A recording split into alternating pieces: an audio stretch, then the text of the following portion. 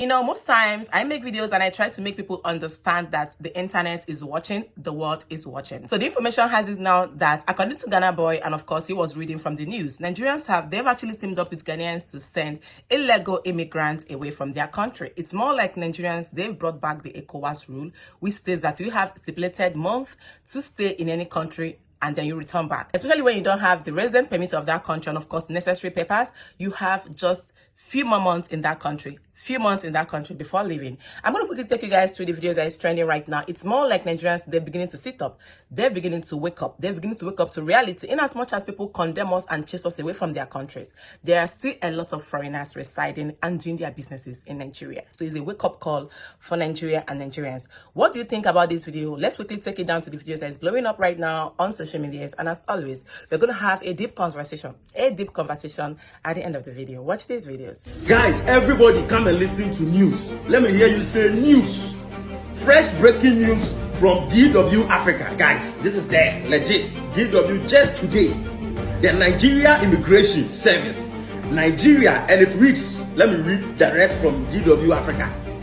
Nigeria has launched a nationwide crackdown on foreigners who have overstayed their visas following the end of the government amnesty program. Under the new rules, individuals who have overstayed their visas for less than 3 months will incur a fine of $15 for each day they have overstayed and may face their removal from the country or 2-year entry ban. Those who have overstayed between 3 months and 1 year will face the same fine and threat of removal, along with a 5-year entry ban. And those who have overstayed longer than 1 year will be removed and banned from returning for 10 years, or in some cases, permanently. The amnesty, which was in place from July 5th to September 30th, allowed foreigners with expired documents to regularize their status without penalty. So, from July 5th to September 30th, they gave foreigners the amnesty to regularize their stay in Nigeria. As we speak now, it is over. So they've gone on a nationwide crackdown. If you are in Nigeria and you are a foreigner, you are not a Nigerian, whether being it you are a Ghanaian, you are from Togo, you are from South Africa, you are from Malawi, wherever you are from, if you've overstayed your stay in Nigeria, they are coming for you. They will catch you, they will deport you, they will ban you from coming back into Nigeria. And in some cases, you are going to be fined as well. For each day you've overstayed in Nigeria, you will be fined $15. Nigeria, immigration, Nigeria.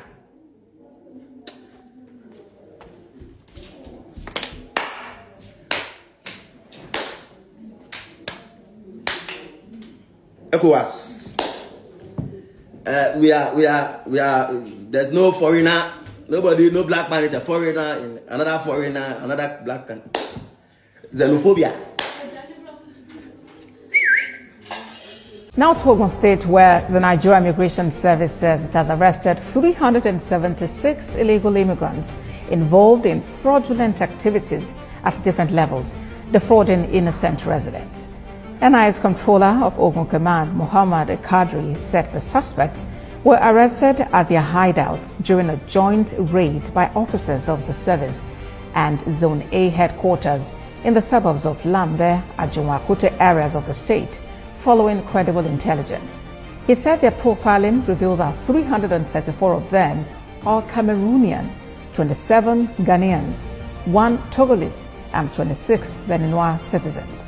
It was also gathered that all the foreigners gained access to Nigeria through unauthorized entry point and non-presented resident cards or any form of traveling document after interrogation.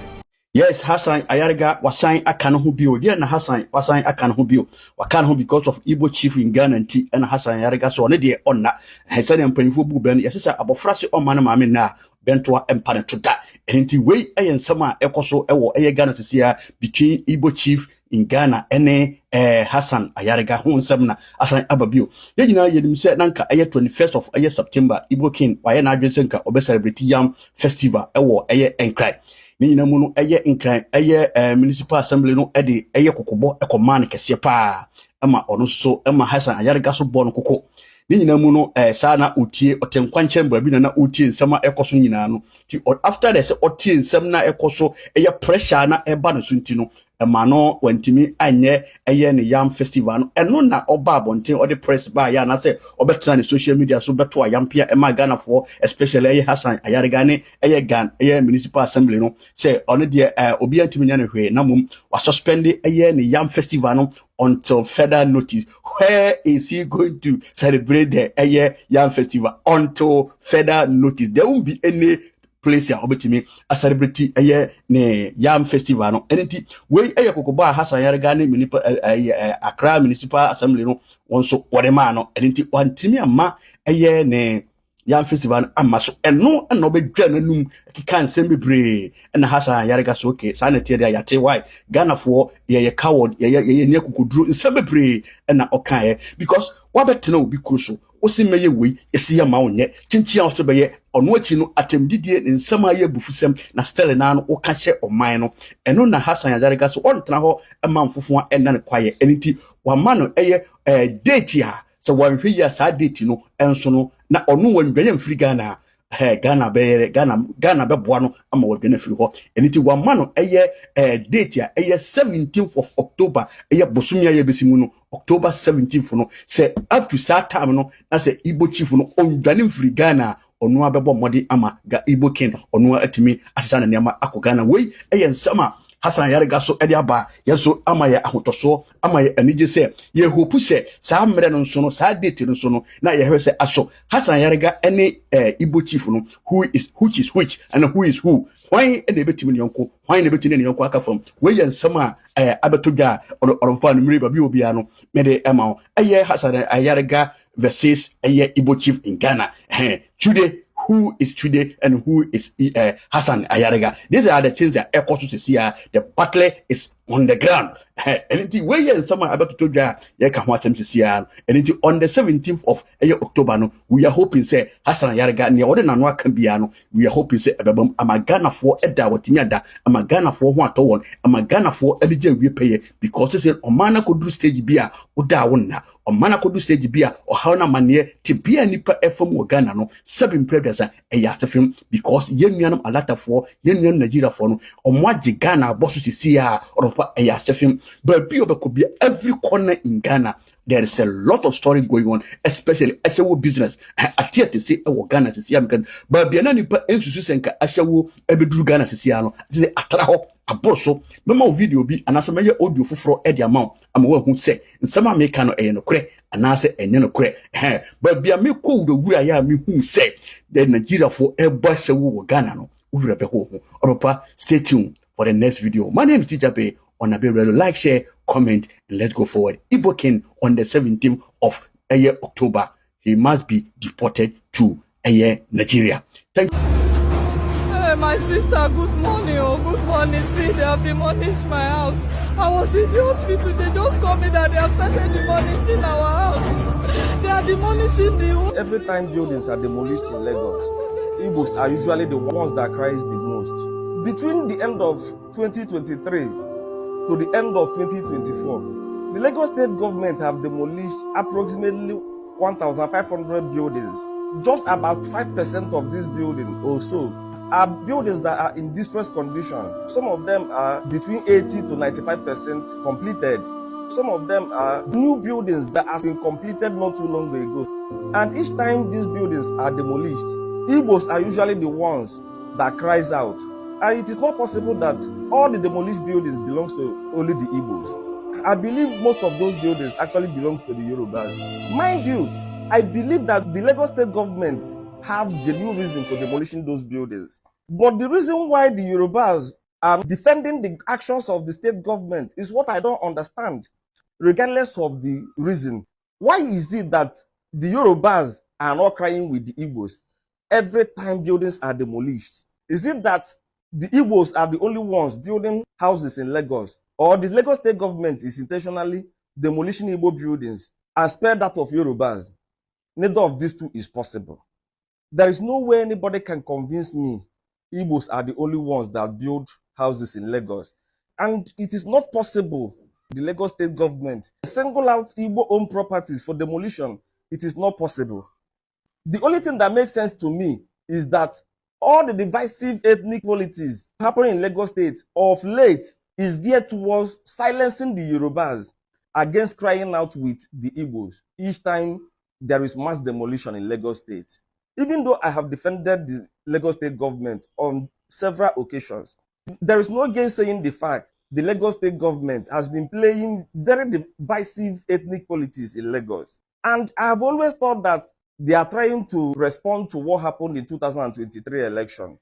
But now I am beginning to think that it has to do with the demolition going on in Lagos. The Lagos State government is intentionally instigating tribal division between the Igbos and Yorubas because they do not want the Yorubas to cry with the Igbos each time buildings are demolished en masse. They understand that if their Yoruba victims cry together with their Igbo victim, it will affect the government. For that reason, they instigate ethnic division between the Igbos and the Yorubas, so that each time buildings are demolished in Lagos, instead of crying with the Igbos and achieving results, the Yorubas would defend the government. You see all these politicians in Nigeria, believe me, their days are numbered. You see these wicked, blood-sucking politicians we have in Nigeria, their days are numbered. The awareness is getting hit up every day. The awareness is becoming very obvious every day. You see, the revolution everyone is talking about is going to start. And when it starts, trust me, they will never see it coming. They wouldn't hear about it. They wouldn't even smell it. It will just happen like a fire. It will just start from nowhere and it will take over the place.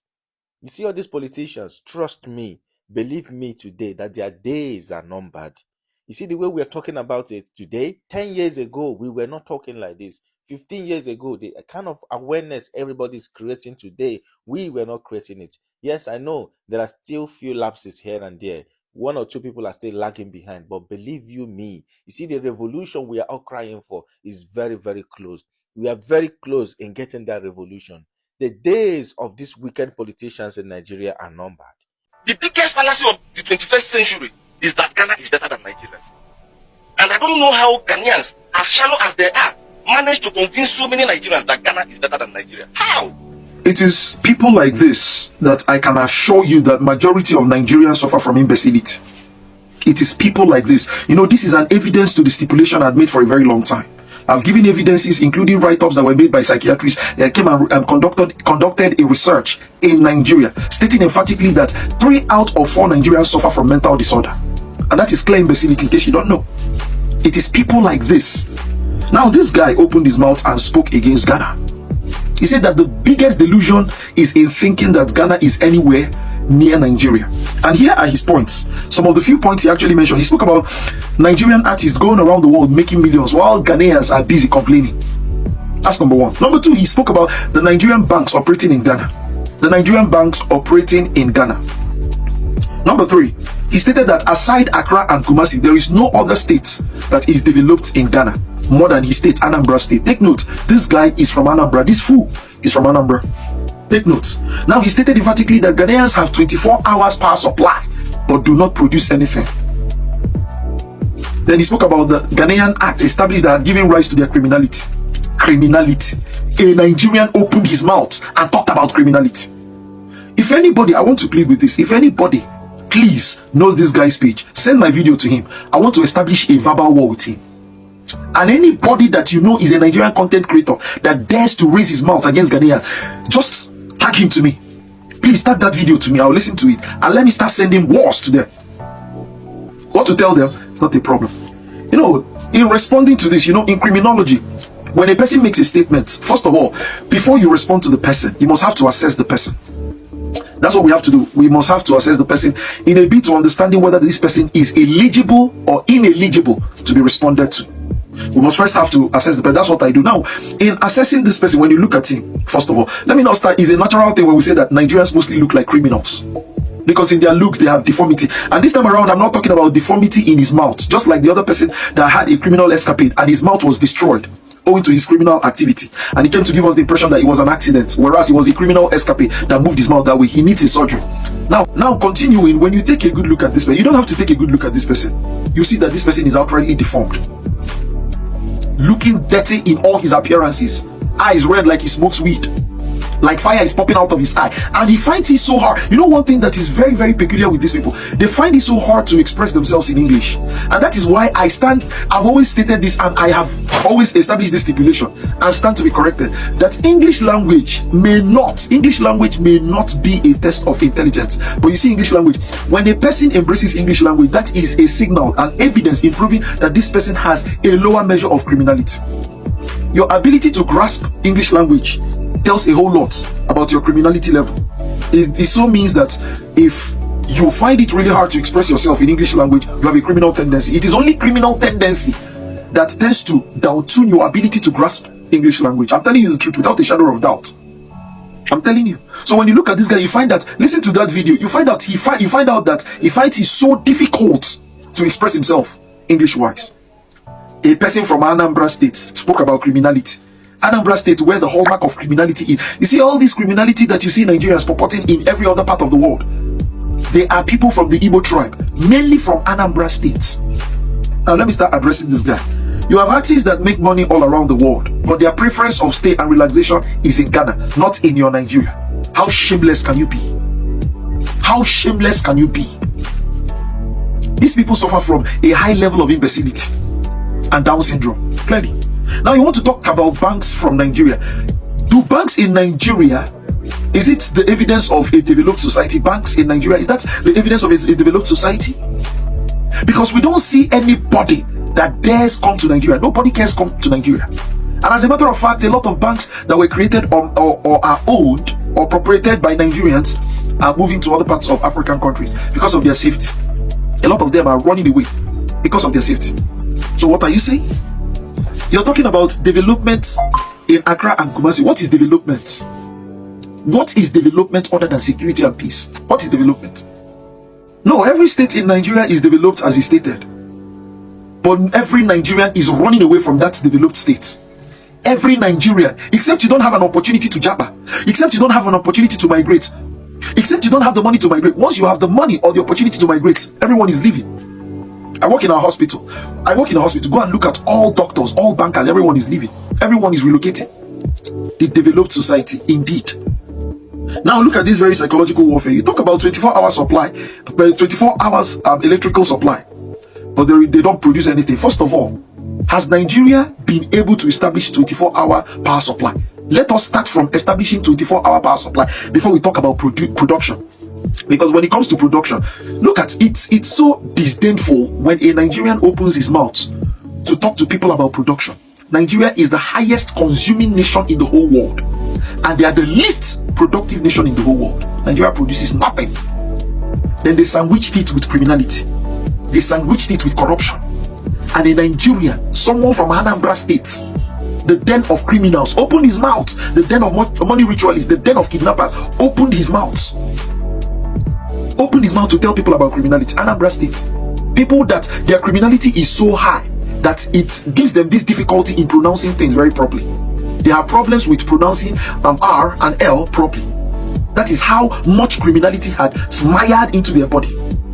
Well, the truth still remains that in as much as we believe so much in Pan-Africanism, it is not going to be a thing. Like, to be very honest, there are so many videos on social media where the business-owned shops, residential areas owned by Nigerians are being demolished. I saw a video trending yesterday where a lady was crying out that she went to the hospital only for her to come back to find out that her house was almost brought down.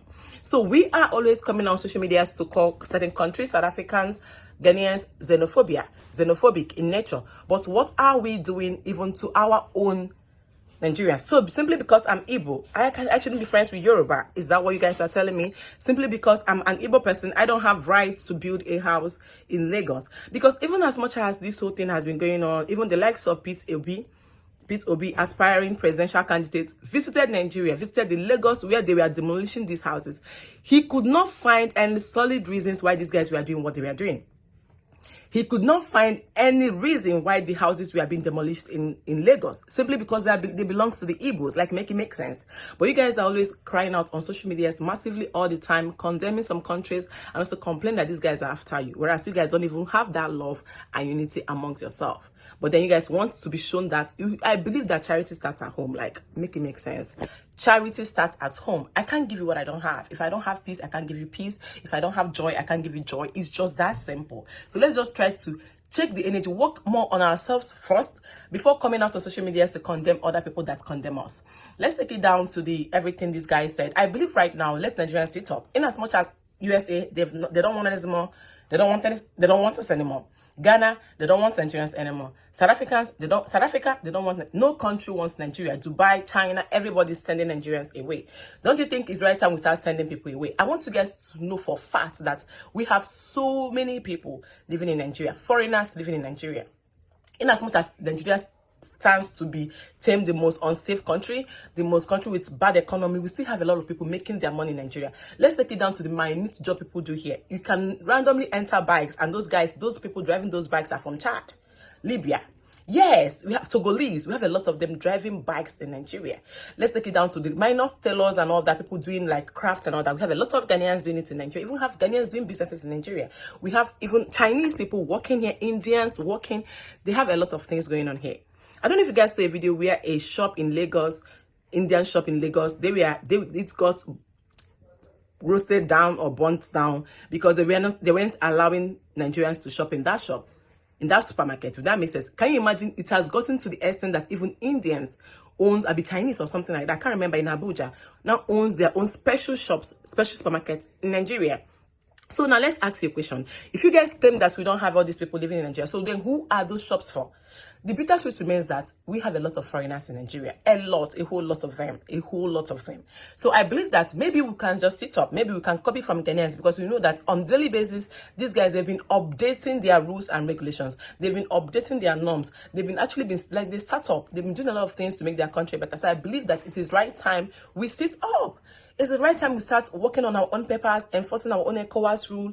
Let all countries now start tightening up their borders. Because yes, if all these people tighten up their borders, and we Nigerians are letting our own porous and loose, a lot of these people will continue to come to Nigeria. That's the bitter reality, and it's the bitter truth.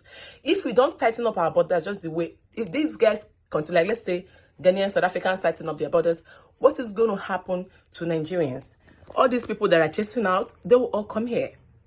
You know, in as much as I believe that Nigeria might not be all that, rosy, boozy, but still, we have a lot of people doing businesses and surviving in Nigeria. So when I came across the video and all the analysis made by Ghana Boy, I could vibe and I understand the angle that he was coming from. But I just love it for Nigeria. I love it for Nigeria because it's a wake-up call, a wake-up time. And if we continue like this, just maybe we can be able to cut out all these things that are just like covering up, because this country is already hot. Like, it's a hot mess. I'm going to end here because I want you guys to tell me what you think in the comments. If this is your first time coming across this sweaty looking woman, my name is Uju. You are welcome to Uncut with Uju. Don't make your last by subscribing. I'm going to see you guys in my next video. Please, I talk fast and I talk for a living.